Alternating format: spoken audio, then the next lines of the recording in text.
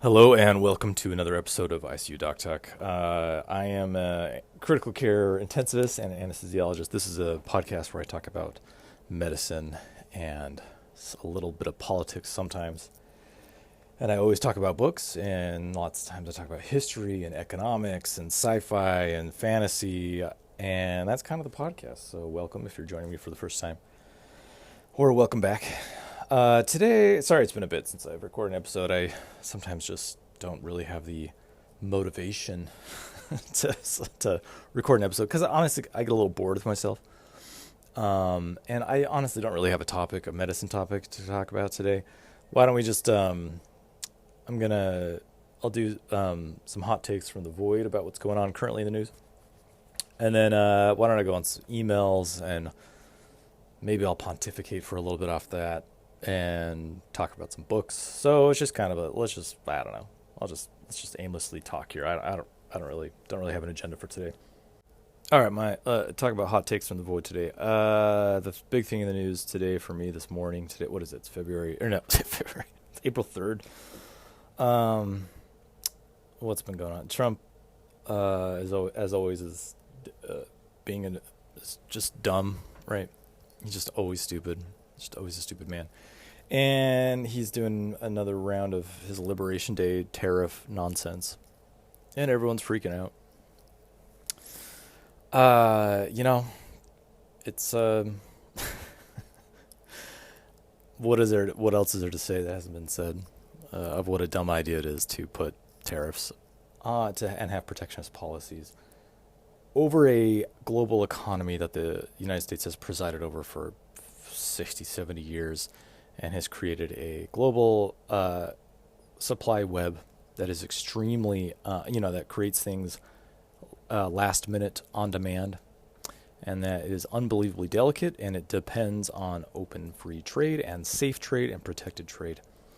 And the United States' dependence on manufacturing outside of the United States is nearly absolute. And this pipe dream to put tariffs to encourage jobs at home when we already have a low unemployment rate doesn't make any sense. And then expecting American jobs to grow when we do not have a manufacturing infrastructure base anymore, like that's gone. That's something from like the 1940s that ended with a globalized economy that happened starting in the 1970s onward.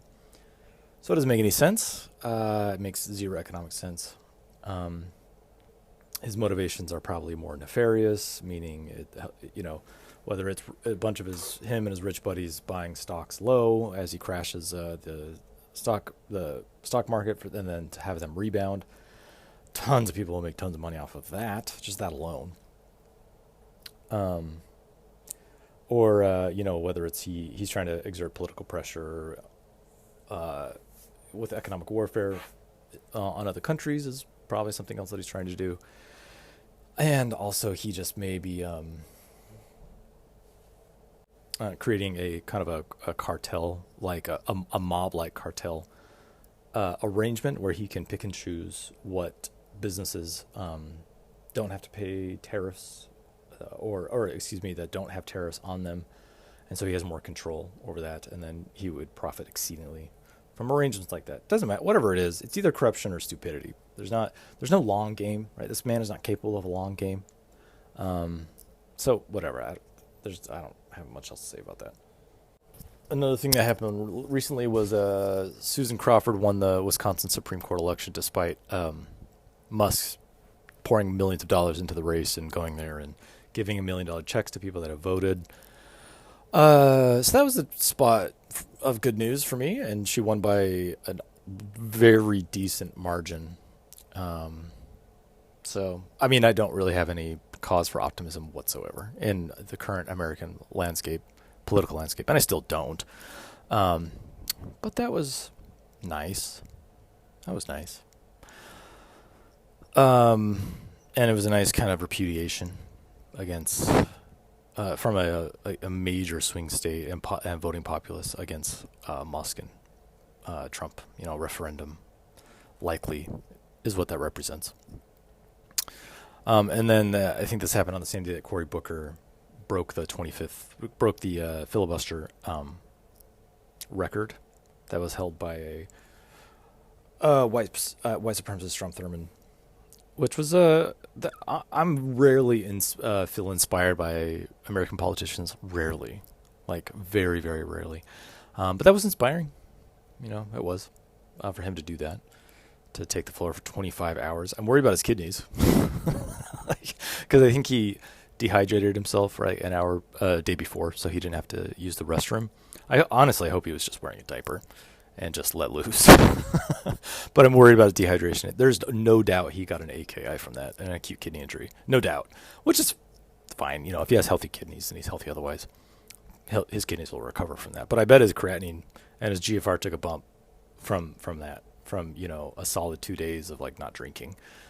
But fortunately, he wasn't physically strenuous. He was just standing and talking, which sounds unbelievably exhausting. So anyway, that was that was an inspiring thing. And Cory Booker seems like a good guy, Senator Booker. And anyway, that's kind of stuff we need, is people doing stuff like that to get attention. So I was inspired by that. Yeah, I will say that. I was inspired by that. Despite these things, I'm still very cynical and pessimistic of the American political landscape. And things will only get worse before they get better. And, it'll probably be 10 plus years before the American people break their fever from the spell of fascism, which we're currently under right now. All right, I honestly can't say anything else from the void. It's just too depressing to talk about American politics and world events. So let's just go to some emails and just chat. Here's an email from Simon or Simone, I'm not quite sure, last name withheld. It says, "Hi there, I have a question about what kind of person is suited for anesthesiology," which of course is I'm an anesthesiologist. This person is a med student in an unspecified location that I will not reveal just to cover their identity. I really enjoy physiology, pharmacology, and especially the intensive care aspect. I'm also very curious about regional blocks. Those are like nerve blocks. And I find resuscitation and reanimation scenarios fascinating. So far, my experience has mostly been through reading and observing, but the field truly appeals to me. The only hesitation I have is based on what I've heard, that to thrive in anesthesiology, you need to be someone who enjoys adrenaline and can make fast decisions under pressure. Academically, I do very well, and I'm deeply interested in that specialty, but I don't think of myself as someone who loves adrenaline or is naturally quick at snap decision-making. So my question is, do you really need to be that adrenaline junkie, quick-thinking type to be a good anesthesiologist? Or are those skills something that can be developed with training and experience that you can advance? Have a good day. It's a great email. It's a really good question. So I will say, I think being just off the top, being an anesthesiologist is one of the best jobs in the world. Now I'm biased in saying that as an anesthesiologist. When I'm counseling, I work with med students often, and when I'm counseling them about career choices, there's always the kind of classic algorithm, right? So just to back it up, and I'll get to his questions more in a minute. Number one, okay, surgery or non-surgery, right? If you're thinking of doing a surgical specialty like general surgery or neurosurgery or urology or ENT, otolaryngology, and etc. My advice always is, if you're thinking of doing surgery, but you can imagine doing something else, do not do surgery. Okay? If you're like, well, I like ENT, but I also think I could be happy being an anesthesiologist or being a dermatologist, then you should not do ENT. So if you are even entertaining remotely the possibility that I could be happy doing a surgical specialty, then you shouldn't do surgery. You should only do surgery if that's the only thing you can possibly imagine doing. Because surgeons are a different breed of people. And I don't mean that derogatorily. I mean that in being realistic. They love it. They love surgery. They love being in the OR. They love that manual labor. They love using their hands and their brain in that way, in a mechanical way to, intervene on a patient's body and to get them through something and to help them. They love it. It is a whole complex, and they have to do it. And they're compelled to be a surgeon. And if you don't have that compulsion, you shouldn't be a surgeon. I think you would not be happy being in a surgical specialty. I've never heard of a resident.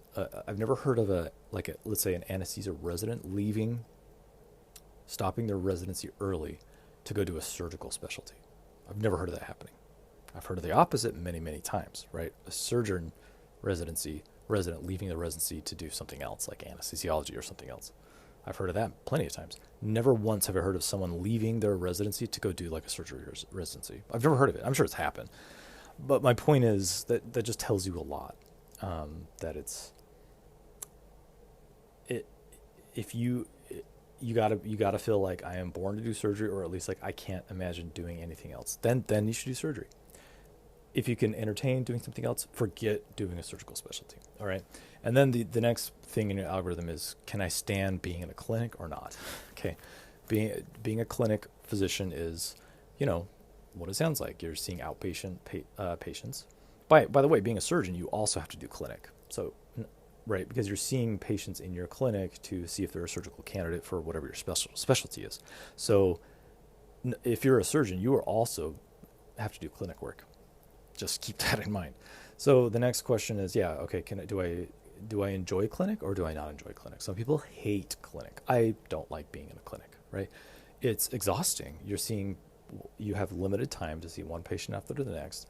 You have this limited time to address the things they need, whether this is family medicine or psychiatry or pain medicine, right? There's lots of different, or pediatrics, neurology. There's lots of outpatient, lots of specialties where you have to be an outpatient clinic. You have to see patients in a clinical setting, and it's an exhausting day, right? You're seeing a bunch of patients, limited time. You have to document notes for all these patients. You then have to usually deal with these patients outside the clinic as well, meaning, to deal with has a negative connotation. You have to address their concerns through usually a patient portal, you have to write prescriptions. You have to sometimes message them and deal with their issues that they may have through a patient portal. And then you're documenting that, lots of documentation burden. To me, that sounds like a very exhausting day. And particularly if you're doing that every day, that's hard work. That's a lot of hard work. So you need to consider, again, can I do clinic or can I not do clinic?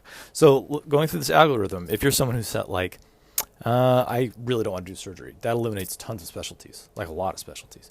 And then if you're like, well, I can't do clinic, there's not a lot of specialties where you are not a surgeon and you're not doing clinic. One of those specialties is anesthesiology. It just is. If you want to wake up in the morning, if you want to do shift work, and not be on home call typically, and you go to work and and you're covering patients in the operating room as an anesthesiologist.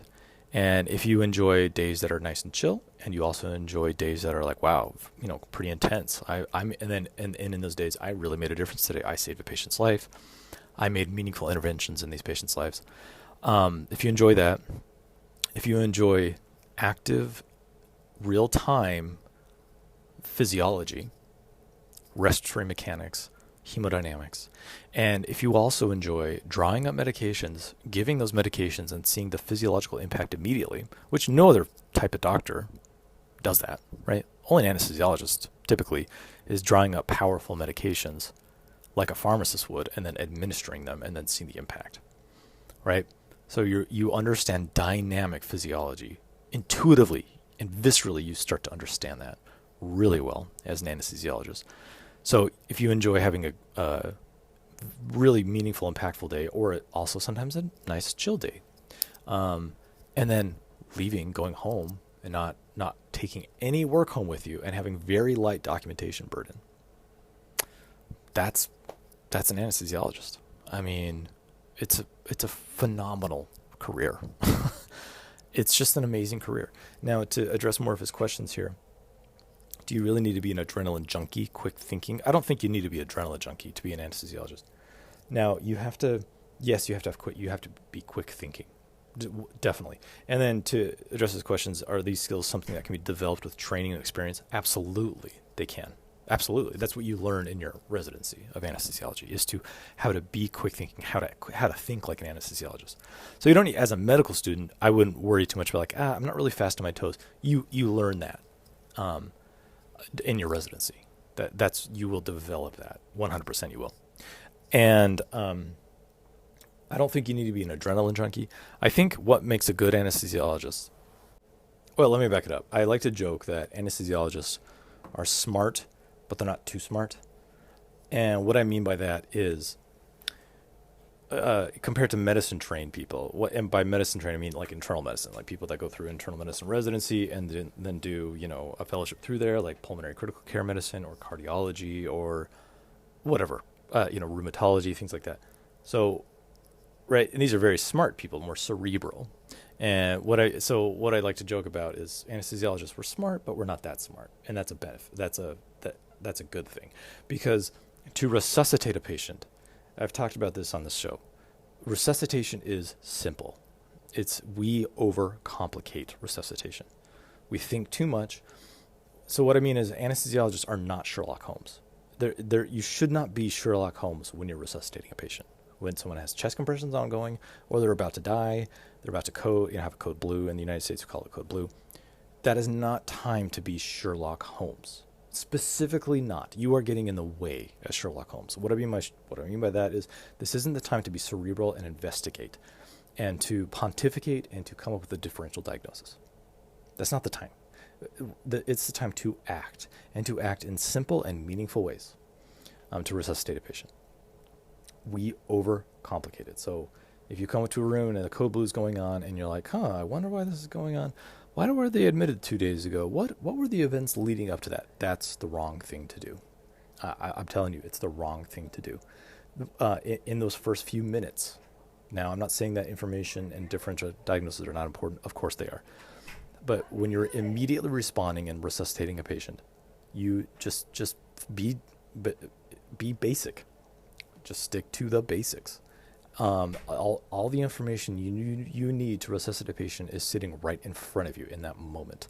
You use your senses and you use your words to resuscitate a patient, and you delegate tasks and you coordinate your team and you resuscitate the patient. And then you can figure out why. Usually that's once the code is starting to go, and then you think about why. But don't overcomplicate it. So anesthesiologists, we're simple, we act. Yes, you have to act quickly. You have to have good judgment. You have to have flexible thinking. You have to avoid anchoring bias. You have to listen to other people. You have to be collaborative. And it's exciting. It's an exciting job. It is an extremely fulfilling, rewarding job. And I highly recommend to any medical student, if these things sound appealing to you, even if you're a little hesitant, that you give it a shot. Try to have a rotation in anesthesiology. When I was a medical student, I was thinking about doing surgery, and then I rotated with, a couple of surgical specialties, realized it was not for me. And then I happened to have an anesthesiology rotation, which I wasn't even on my radar to do that. And within a week or two, I fell in love with anesthesiology, and I knew it was the job for me. And it clearly was. I've not regretted that decision. I think it's the best job on the earth, on the planet. I really do. So I hope that helps you answer your question. Thanks for that email, Simon. All right, let's get to another email. This is from Jenny, last name withheld. It says, "Hi, ICU Doc. I am a listener of your podcast and find it very interesting. Thank you. I was wondering if you would ever cover any information or cases related to pregnant or postpartum patients. In time I'm withholding and a location I'll withhold to not reveal this person's identity. I delivered my third baby via C-section. My delivery and care went smoothly. 3 days postpartum, I developed postpartum preeclampsia and was back in the hospital treated with magnesium sulfate. 4 years later, I still have lasting effects. I wonder if you see any of these cases in the ICU or even had to treat pregnant or postpartum patients with ECMO." So that's a great question. So I don't do a lot of OB. I don't do any OB anesthesia, although I really enjoy it. I like OB anesthesia a lot. It's very fulfilling. Putting labor epidurals in pregnant women is extremely gratifying, because to provide that analgesia and pain relief during an incredible moment of their life is just, it's amazing to be a part of that. It's amazing to be part of life being born into this world. It really is. I think every birth is a miracle. I really do, because it's so incredible, the odds that a fetus faces, like just an embryo, even for an embryo to be created, to be genetically viable, then to grow. It's just amazing. And then for a child to be born is just, I'm in awe that it happens without complication. And all the deranged physiology that happens to a woman's body. It's crazy. It's really, if you really think about it, it's crazy. What was my point? So I love that. And then it's also exciting medicine. Like OB is very exciting. And by exciting, I mean, things can go wrong really fast and you have to act quickly, right? A crash C-section can happen to any laboring mother at any time. Meaning you get late D cells, right? You get low heart rate of the baby. The baby is threatened, in danger. You got to get that baby out fast. And it's amazing to be part of a team that does that quickly. It's remarkable. It's an amazing thing to deliver a baby in a few minutes when things are going poorly. So again, I haven't done OB anesthesia for several years now, and I do miss it. It's because my focus is critical care, right? That's what I do, critical care medicine, and I do ECMO. So to get to the other part of your question, yes, we do pregnant or postpartum patients on ECMO. I'm at a major American academic institution, and yes, we do that. And we did it during the COVID era, right? We're always in a COVID era, but during the really pathological phase of the pandemic, where many people our hospitals were literally filled with COVID patients that were dying and did die. Don't let anybody ever convince you that the pandemic did not happen. And it was not a pandemic. Because it was. And I lived it, and all of our ICUs were full of COVID patients, and many people died that should not have died, even while vaccinations were out, that otherwise would not have died. And pregnancy is high risk for severe COVID. And we definitely got patients that were pregnant, and they got really severe ARDS from COVID, and they had to be put on ECMO. As a general rule, once we put a pregnant patient on ECMO, the baby would be delivered pretty much as soon as possible, assuming that they were viable, of course, at a viable age.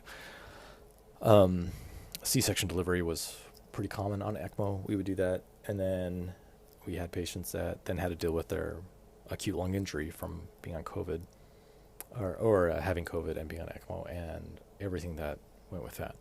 Now, there are other reasons to put a patient on ECMO, pregnant patient on ECMO. Hemorrhagic shock, postpartum hemorrhage, for one thing, is not a reason to put someone on ECMO. Hemorrhagic shock is not an indication for ECMO, because ECMO is a pump. And if you have hemorrhagic shock, your problem is that you are losing blood. ECMO is not going to help that, right? You have to get hemostasis. Obviously, I'm stating the obvious here. But you don't put someone in ECMO for that reason. Now, if a woman delivery or postpartum or prepartum but is close or delivery, if they go into cardiac arrest for any reason, you put that patient on ECMO. Alpha or amniotic fluid embolism, which is kind of a misnomer name, AFE. It's not really an embolism. It's more likely a constriction of pulmonary vasculature that causes cardiac collapse. I'm not an expert in amniotic fetal embolism, so please excuse me if I'm speaking from a place of ignorance, but it's typically cardiac collapse, not necessarily from an embolism, so it's kind of misnamed. But the point is, mortality is extremely high. If you have inexplicable shock, cardiac arrest, in a patient that's laboring or soon after delivery, you put them on ECMO, of course, because they're almost always going to be a good candidate, right? They're just gave birth. They're probably fairly healthy. Not always, of course. And they're going to be relatively young Although people are having babies at later ages, but still, someone in their 40s is young, right? You put someone on ECMO. So you put these people on ECMO. So I do have experience putting patients on ECMO. And you put them on for various reasons. And if they're a good candidate, and if you think they have a cardiomyopathy, if something's wrong with their heart, you put them on ECMO. And you typically can have very good success by putting those patients on ECMO. All right, look through my emails. I get emails almost every day of people wanting to advertise stuff. A lot of it is like skincare products that have to do with, that use science-y buzzwords like stem cells, et cetera, et cetera. I get emails just about every day about lots of stuff. I will never, just so you know, I will never do anything like that. I will never endorse any product like that.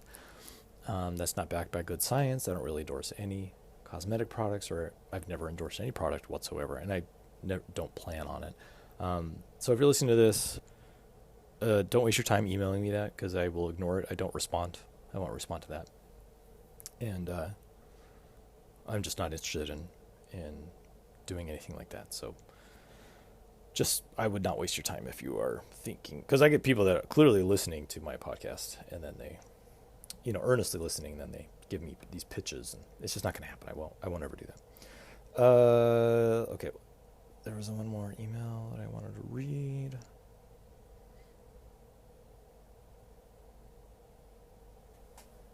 Sorry, give me a second.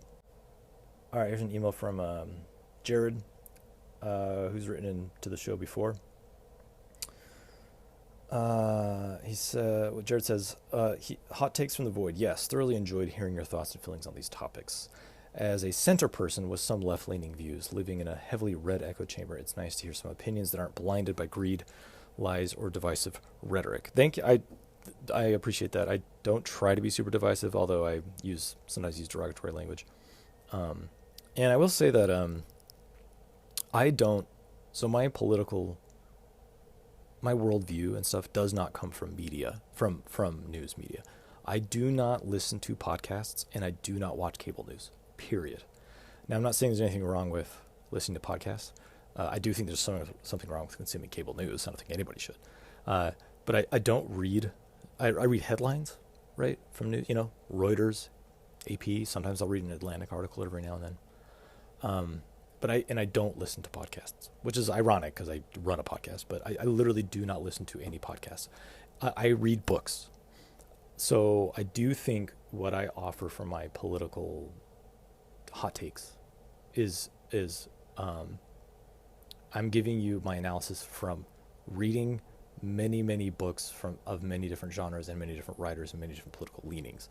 And the reason I think that matters is podcasts have platforming, but cable news has platforming, and news articles have platforming, right? They're trying to engineer a platform to get you to come back and to read, right? They're engineered that way. Books are different. They are. Reading a single book is written by one person. They're not creating a platform for you to come back to that same platform again. It's different. It really is. Anyway, let me keep talking about this guy, Jared's email. He says, I'm 2/3 through Saint Elspeth. That is a book that I wrote, published a couple years ago. Love it so far. Can't wait to see where it's going. I've listened to all your podcasts, and you mentioned so many books. I can't keep track of them all. I absolutely love Project Hail Mary. So did I. Unbelievable book. Asimov's Foundation series, so good. Children of Time trilogy is also very good. Hamilton's Commonwealth saga. I actually have not read that. Oh, I've read one book from that. Three Body Problem is amazing. Dark Matter and so many others you mentioned. However, I struggle with Hyperion and Neuromancer. Just couldn't get into them, but that sometimes happens for me. I'll wait a while and give them another shot when I'm in the mood. Jared, Hyperion and The Fall of Hyperion, the first and second book, are some of the best sci-fi I've ever read in my entire life. The second one is even better than the first. The rest of the series isn't as good, but those two books, I'm telling you, some of the best sci-fi you'll ever read by Dan Simmons. And then Neuromancer is not a good book. It's just not. That is not a good book. It was highly influential in cyberpunk, right? It's hugely famous. It helped create the genre, It's not a good book. It's got terrible characters. It's got poor plot, poor pacing. It's not a good book. I don't know what else to say. Let's see. Jared asked, "Did you ever get past the second book in The Expanse?" No, I didn't. I do want to finish The Expanse. I kind of lost interest after that second book. It kind of disappointed me. I thought it was kind of predictable. He says, not to give anything away, but I feel it changes course significantly over books 3 and 4. I'm sure you're right. I really need to get back into it. That series I need to finish, and I also need to finish the Red Rising series because I'm sure it's good. I read the first book and I wasn't like overly impressed, but I need to finish that one too. While I love the series as a whole, The Expanse, I can't say each book was a 5-star read, but definitely an amazing journey. The other series I really like that I can't recall you mentioning is the Revelation Space series or Universe by Alistair Reynolds. I have not read that. It's been on my list for a long time. There is a main series as well as some separate stories within the universe. If you haven't read it, I would recommend checking it out. That's all I got. Love the podcast. Keep it up. Thanks, Jared. I love talking sci-fi and fantasy. I have a new book. So I'm an author, and I do have, that Jared mentioned, St. Elspeth. I think is probably my best book. I published that like 2 years ago. It is a bunch of aliens show up in the sky, and in a bunch of pods, and they don't do anything, and they land everywhere across the planet. And in like every country, and they don't do anything. They don't hatch. They do nothing for like months. And so the world obviously freaks out from this. And one country like destroys the aliens the pods in their borders. And then they start being very aggressive. And this basically sparks nuclear war across the world. And it causes a post-apocalyptic scenario. And so St. Elspeth takes place 20 years later, and there's a physician. She was a pathologist before the fall, and now she runs a hospital, a very kind of a ragtag hospital with some nurses and respiratory therapists. And the aliens, nobody knows what happened to them. Like, nobody's ever seen them. And it's 20 years later, and so this takes place in San Francisco, and California has survived the nuclear holocaust, and there's a bunch of San Diego has a colony, and LA has a colony, and Sacramento as well. And there's some rivalry now between these different colonies, and this doctor named Elspeth Darrow, she is just trying to run this hospital. She goes on a salvaging mission with some teenagers that were born after the fall, and they have many misconceptions about how the world works. And she's basically the only adult in the room. Anyway, she finds a dead alien body floating in the bay, and she was a pathologist, so now she does an autopsy, and she starts to uncover the reason that they came, while fighting a bunch of kind of neo-fascist type of sectarian conflicts happening with these mayors. That's kind of the beginning of the book. I won't give anything else away. I think it's my best book. It's called St. Elspeth by Wick Welker is my pen name. W-I-C-K-W-E-L-K-E-R, Wick Welker. I have that on ebook and paperback and hardback. And there's an audiobook as well. The voice actor who I hired for that is phenomenal. She did such an amazing job. She was too good for me, and she just an amazing job. So that's an Audible. Check it out. I think it's a good book. Like, I've written 8 books. I've published 8 books. I think that's my best one. I think it's good. I have a new book coming out. It's called Dark Prophet, and it comes out May 15th. It is the third book in a series called Dark Law. It's a sci-fi series. It's like a big, epic sci-fi, almost science fantasy sprawling adventure. The first book in the series is called Dark Theory. It's about a self-aware robot who wakes up in a junkyard and doesn't have his memory, and 2 scavengers kind of find him. He teams up with a thief to rob some dark matter from a castle. There's only 5 stars in the night sky. The universe is dying. They don't know that. Lots of things happen. The first book is this kind of big bloated tale, and I've been writing it, and then I wrote a novella called Dark Prophet, called Dark Kingdom, and then my new book Dark Prophet is coming out May 15th. So you can check those out. They have audiobooks and ebooks and everything. So check those out. Where am I at? Let's talk about some books that I've read recently. I'm just going to throw a bunch of books at you because I've read a bunch since the last time I did this podcast. First book is called Supremacy, AI, ChatGPT, and the Race That Will Change the World by Parmi Olson. So if you're looking for a book to explain the arms race for AI, this is the book you should read. I think it's a good place to start. The author catalogs the evolution of AI from a laughable, whimsical dream in the 2000s to a tech arms race by the largest companies in the world currently going on. The story starts with two men, Sam Altman, who created OpenAI, and Dennis Hassabis of DeepMind. These two once precocious young men started out with the typical delusions of altruism, believing that AI would change humanity for the good or, whatever thing that they had dreamed of. These two guys seemed well-intentioned when forming their companies, having boards that would oversee the safe use and implementation of AI. But just as any startup realizes, they needed money. What started out as companies relying on investors, they eventually courted and fell in with tech giants, of course. OpenAI and Sam Altman went with Microsoft, and DeepMind went with Google. Make no mistake, AI technology is wielded by the same old tech giants who will use them to maintain market dominance. Rather than disrupting, they are simply another massive tentacle of the leviathans that already control so much of our lives. Google actually came up with the language transformer first. The T in ChatGPT is the language transformer. They actually invented it, but it got buried in development. Why? As the author explains, it's because Google, the behemoth, feared that AI would upend their annual multi-billion-dollar platform. Here's the problem for Google.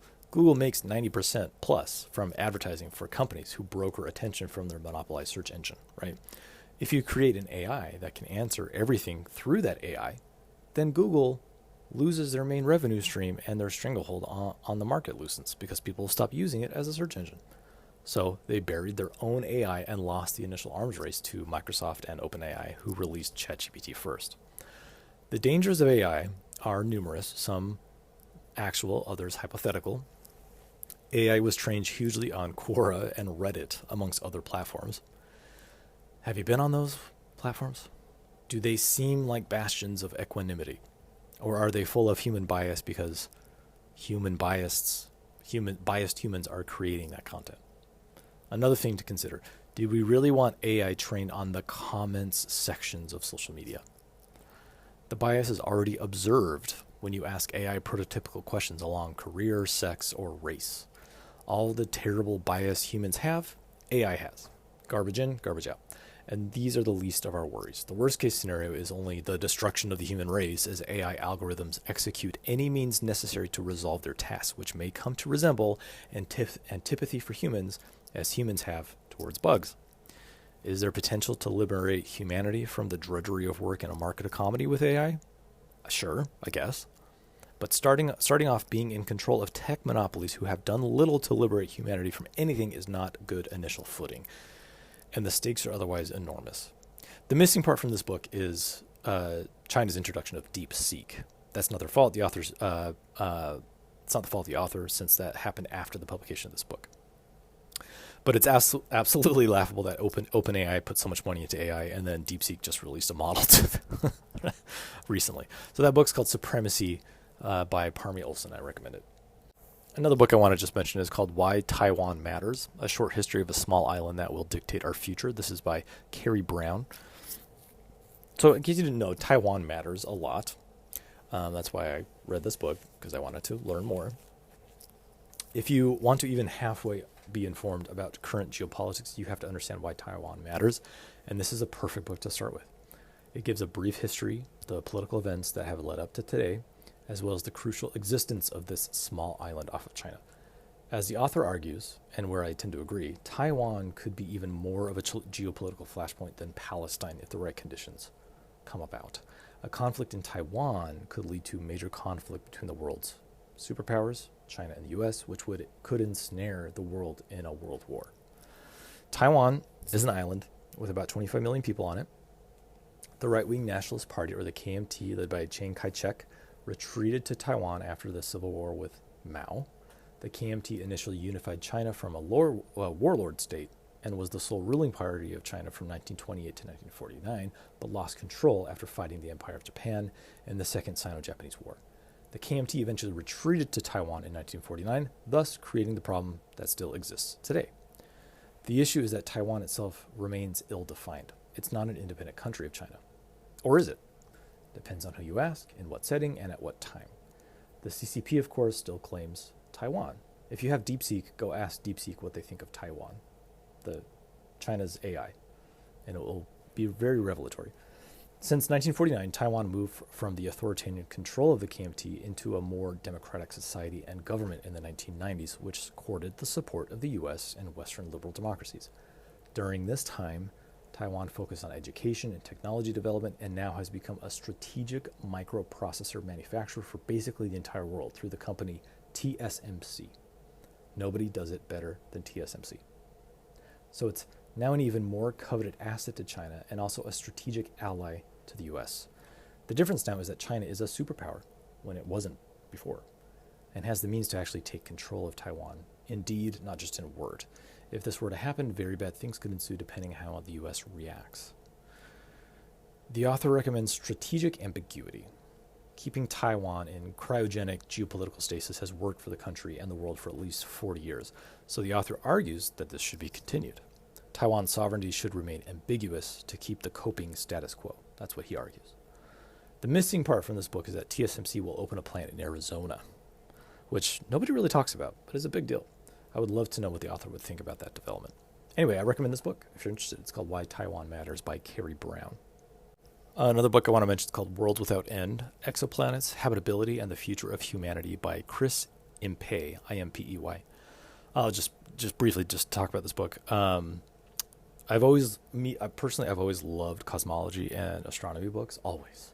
I've been reading them since I was a teenager, and this really scratched the itch that I have had recently about exoplanets. With this book, you'll get an engaging look at the science and discovery over the last 20 years of exoplanets. The short of it is there are a lot of exoplanets. Only about 5,000 exoplanets have actually been observed, either through the wobble method or the shadow transit method. There are lots of gas giants and lots of super Earths, just big Earths. They look like big Earths. There is a Jupiter out there with a tighter orbit than Mercury that orbits its sun in 8 hours. Think about that. It's insane. There are ice giants, water worlds, Earth clones, exomoons, and even rogue planets that have been ejected from their solar systems that don't orbit a sun. The planets and solar systems that inhabit our galaxy are extremely diverse. We can sniff biosignatures from these planets and know the atmospheric conditions that may be conducive to life. Our solar system is not prototypical. It's not. This book also goes into the Drake equation and the Fermi paradox, if you're familiar, as well as space law and the possibilities of colonizing and terraforming. It's just a great read. I really, really enjoyed it. It's called Worlds Without End by Chris Impey. All right, 2 more books to read just to talk about both fiction and both classics. The first one is Slaughterhouse 5 by Kurt Vonnegut.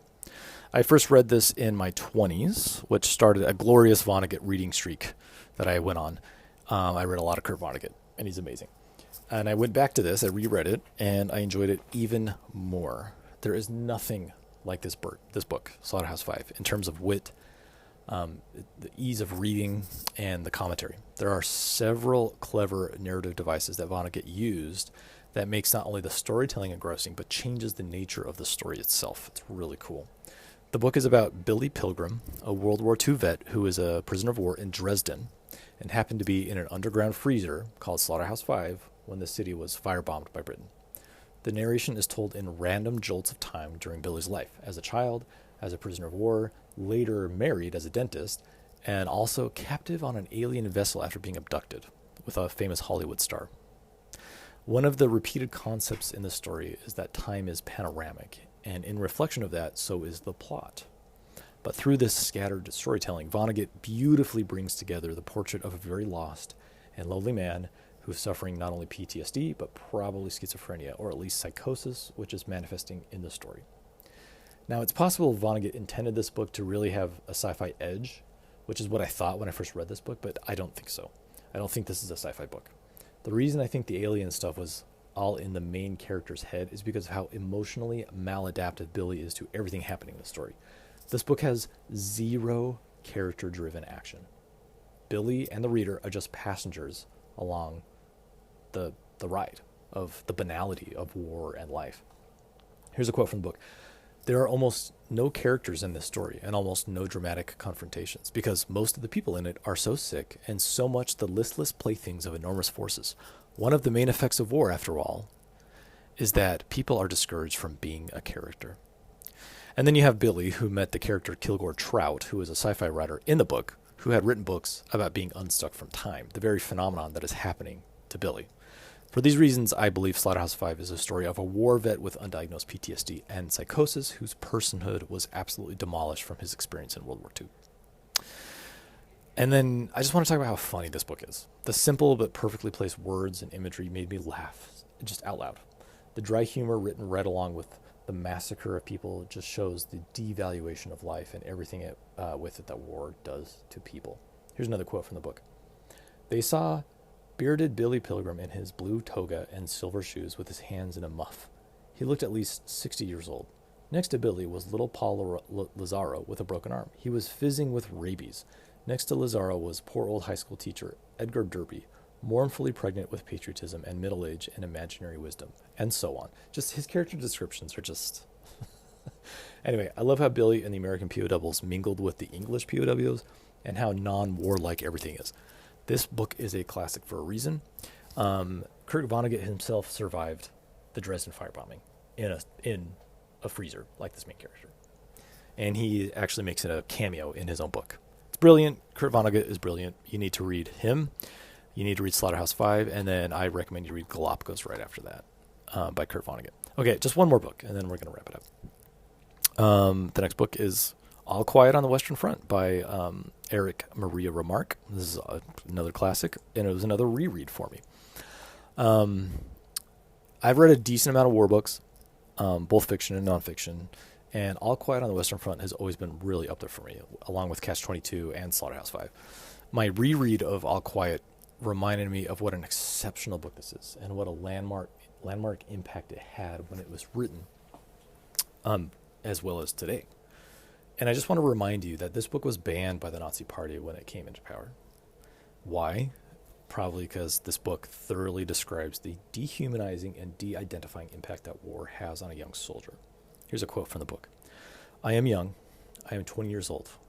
Yet I know nothing of life but despair, death, fear, and fatuous superficiality cast over an abyss of sorrow.